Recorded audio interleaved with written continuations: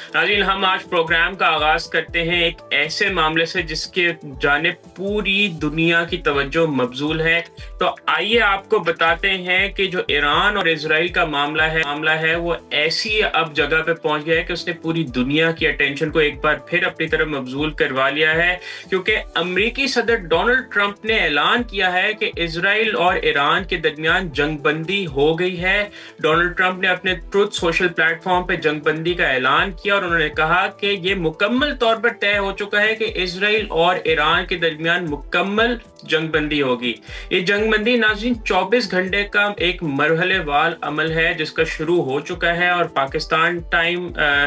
सुबह 8 बजे और जीएमटी टाइम सुबह 4 बजे ये शुरू हुआ, जब ईरान ने पहले अपनी तमाम मिलिट्री ऑपरेशंस बंद की और 12 घंटे के बाद इजराइल ने भी अपने तमाम ऑपरेशंस जो है वो रोक दिए। लेकिन यहाँ पे एक अहम बात करना जरूरी है कि जंगबंदी के ऐलान के बाद भी ईरान ने आखिरी दफा मिसाइल्स लॉन्च किए जिसमें 4 इजरायली शहरी मारे गए। अब सवाल ये है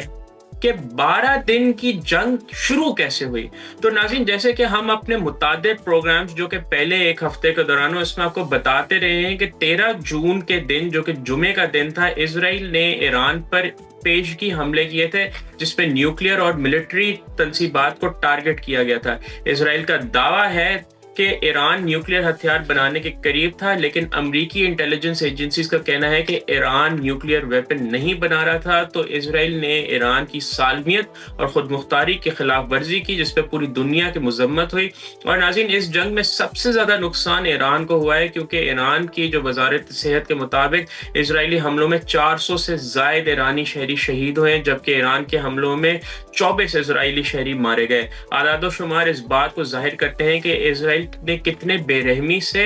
बैनुल-अक़वामी क़वानीन के खिलाफ वर्जी करते हुए सिविलियन आबादी को निशाना बनाया। मजीद आपको बताएं कि यहाँ पे दिलचस्प बात यह है कि अमेरिका ने भी इस जंग में इजराइल का साथ दिया, जो कि कोई सरप्राइज नहीं था। अमेरिकी बमबार तैयारों ने 30,000 पाउंड के बंगर बस्टर बॉम्ब इस्तेमाल किए ईरान की जेर ज़मीन न्यूक्लियर फैसिलिटीज पे हमला करके, और ये वाज़ेह जारियत थी क्योंकि ईरान का न्यूक्लियर प्रोग्राम पुरअमन मकासद के लिए है। कतर के वज़ीर आज़म शेख मोहम्मद बिन अब्दुर्रहमान अल-थानी ने इस जंगबंदी को बातचीत करने में अहम किरदार अदा किया। अमरीकी नायब सदर JD Vance, secretary of state Marco Rubio और खसूसी नुमाइंदे स्टीव विटकॉफ भी इस तमाम अमल में शामिल थे। मजीद आपको बताएं कि तेहरान में 1 करोड़ आबादी है, उसमें ज़्यादातर लोग मुसलसल बमबारी की वजह से शहर छोड़ चुके थे, और ये सिविलियन आबादी पर नाज़रीन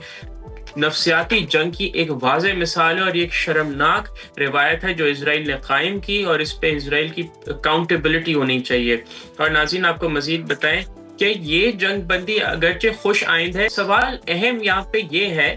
कि क्या इजराइल वाकई अमन के लिए पुरअज़म है या सिर्फ एक हिकमत अमली का वक्फा है, क्योंकि गजा में इजराइल के जराइम को देखते हुए इस बात की उनकी नीयत पर शक करना एक फितरी बात है, क्योंकि वहां पे नाजरीन जो एक तबाही मचाई है 7 अक्टूबर 2020 के बाद से 55,000 से जायद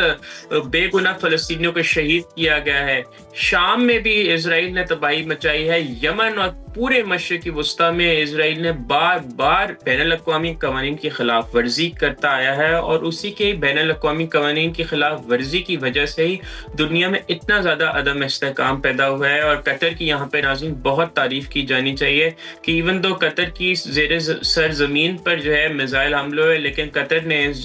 पूरे मामले को एस्केलेट नहीं किया अपने एंड से, बल्कि उसने दोनों ममालिक के माबैन और तमाम स्टेक होल्डर्स के माबैन एक बहुत अच्छे सालिस का किरदार अदा करते हुए जंगबंदी को इसको मुमकिन बनाया। सब्सक्राइब करें और बेल दबाएं ताकि कोई खबर रह न जाए।